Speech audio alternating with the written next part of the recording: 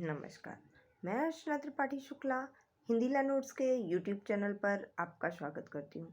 आज मैं आपको सिविल प्रक्रिया संहिता धारा 53 से लेकर के धारा 57 तक बताऊंगी। इससे पहले हमने आपको अन्य धाराएं बता चुके हैं, तो अगर आप वो धाराएं नहीं पढ़ी है, इससे पहले की धाराएं नहीं पढ़ी है, तो सबसे पहले आप क्या कीजिए कि उनको पढ़ लीजिए।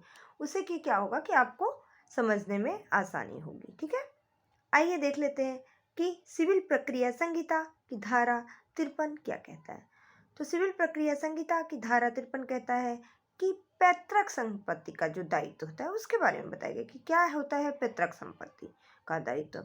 इसमें यदि पुत्र या फिर वह स्वयं व्यक्ति अगर वह मर जाता है तो उसके जो अन्य वंशज हैं उनके हाथ में जब भी कोई संपत्ति आती है तो मर्ता के ऋण को चुकाने के लिए भी वही पुत्र और वंशज उत्तरदायी होंगे, जो कि उनकी संपत्ति को उनके मरने के बाद ले रहे होंगे और इसके पहले से भी डिक्री पारित की जा चुकी होगी। धारा 50, धारा 52 में इसका विवरण दिया गया है। आपको नहीं समझ में आया होगा, हम आपको एग्जाम्पल से बता देते हैं। मान लीजिए कि आपके चाचा जी थे, ठीक है, आपके चाचा जी, उनके कोई पुत्र नहीं था, कोई पुत्री नहीं थी और उनकी संपत्ति उनके मरने के बाद में उनकी संपत्ति आपने ली।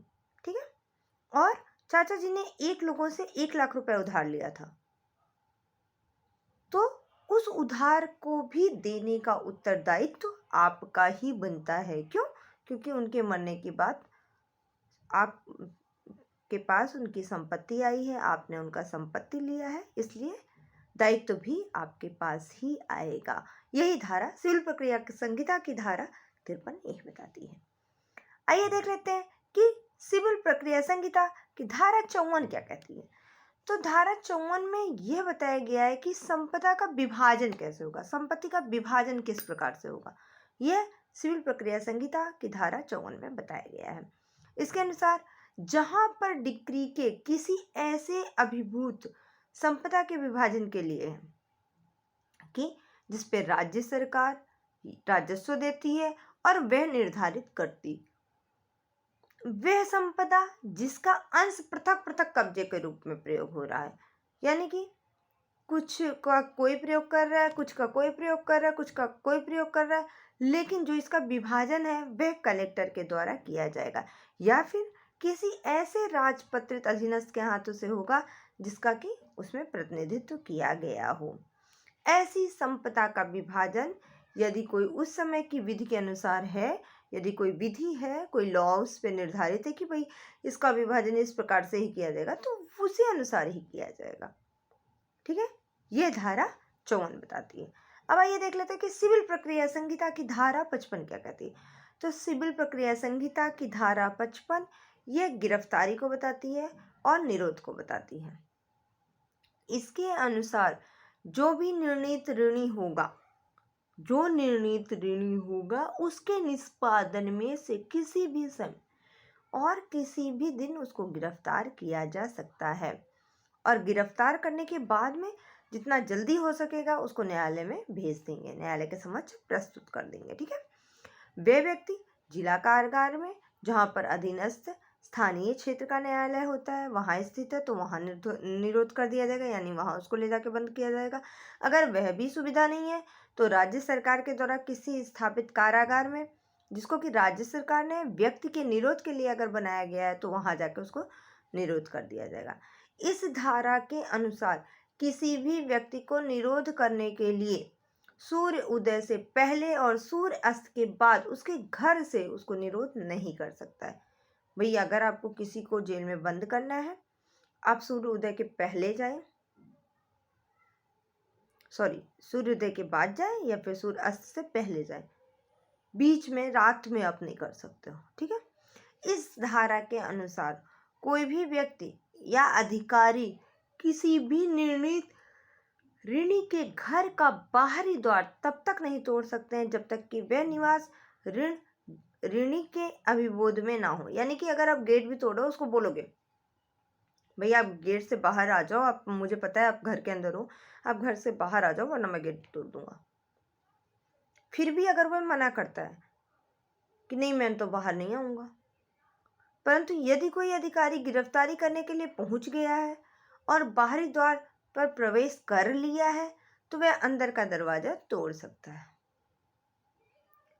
अगर बाहर का आप नहीं तोड़ेंगे, लेकिन आप अंदर में चले गए हैं, बाहर मेन गेट खुला था, आप जल्दी से अंदर गए, आपने देखा कि वो व्यक्ति अपने कमरे में बैठा हुआ है, तो आप वहीं पर खड़े होकर के उस व्यक्ति को बुलाएंगे, भाई आप बाहर आ जाओ, मैं आपको लेके चलूँगा और आपको गिरफ्तार करना है। उस व्यक्ति ने कह दिया नहीं, उसने जल्दी से गेट बंद कर लिया।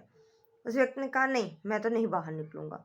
आपने उसको कई बार बोला नहीं निकल रहा है, आप गेट तोड़ करके उसको ले सकते हैं। ठीक है। यदि कमरा किसी स्त्री का है, अब मान लीजिए ठीक है उसकी वाइफ भी उसी कमरे में है, वह निर्णित ऋणी का कमरा नहीं है, केवल उसी का कमरा नहीं है, मान लीजिए उसकी वाइफ भी है उसमें, तो गिरफ्तारी करने के लिए अधिकारी पहले उस स्त्री को सूचित करेगा, उस स्त्री को वहां से निकलने की सुविधा प्रदान करेगा और फिर वह गिरफ्तारी के लिए कमरे में जाएगा। यानी कि उसका हस्बैंड उसकी वाइफ कमरे में है तो पहले नॉक करेगा, उसको बोलेगा भाई मैं आपके हस्बैंड को गिरफ्तार करने आया हूँ, आप प्लीज़ यहाँ से बाहर चले जाइए। फिर उसको निकलने का जगह भी देगा, वह औरत वहाँ से निकल जाएगी, फिर उसके पति को गिरफ्तार कर सकता है। जहाँ पर डिक्री, जिसका यहाँ पर पति पत्नी का एग्जाम्पल दिया है मैंने, स्त्री कोई भी हो सकती है, ठीक है। जहाँ पर डिक्री का निष्पादन धन संदाय के लिए हुआ है वहाँ पर निर्णित डिक्री की रकम को गिरफ्तार व्यक्ति को यदि दे देता है तो गिरफ्तार करने वाला व्यक्ति उसको वहीं पर छोड़ सकता है। भाई मेरा मेन उद्देश्य क्या था, पकड़ने का मेन उद्देश्य तो यही था ना कि भाई इतना ऋण की रकम है, आप उस ऋण की रकम को दे दीजिए, परंतु अगर ऋण की रकम आप नहीं देते हो तो आपको गिरफ्तार कर लिया जाएगा। ठीक है। अब सिविल प्रक्रिया संहिता की धारा 56 क्या कहती है, यह यदि धन की डिक्री के निष्पादन के संबंध में अगर स्त्री की गिरफ्तारी है, अगर स्त्री को गिरफ्तार करना है, निरोध करना है, तो उसको कैसे करेंगे, यह धारा 56 में बताया गया है। इस भाग में यह बताया गया कि किसी भी बात के होते हुए भी न्यायालय यदि धन की डिक्री के निष्पादन के संबंध में स्त्री की गिरफ्तारी कर रहा है, निरोध करने के संबंध में, तो उसको सिविल कारागार में निरोध करने का आदेश नहीं देगा। ठीक है, यह बताया गया है। अब सिविल प्रक्रिया संहिता की धारा 57 क्या कहती है, सिविल प्रक्रिया संहिता की धारा 57 कहती है कि जीवन निर्वाह भत्ता कैसे दिया जाएगा।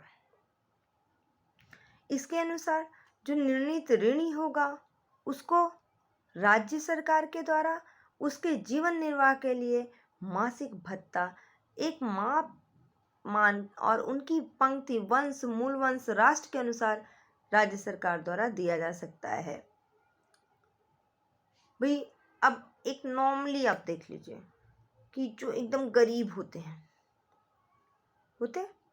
एकदम गरीब व्यक्ति है, उसको सरकार राशन वगैरह प्रोवाइड कराती है, गुजारा भत्ता देती है, सेम थिंग इसमें निर्णित ऋणी है यदि, ठीक है, यदि किसी ने उसके पैसे ले लिए हैं, उसके पास बिल्कुल भी पैसे नहीं है, उसको गुजारा करने के लिए नहीं है, तो उसको सरकार मासिक भत्ते का माप मान करके उसके अनुसार उसको कुछ जीवन यापन करने के लिए पैसे दे सकेगी।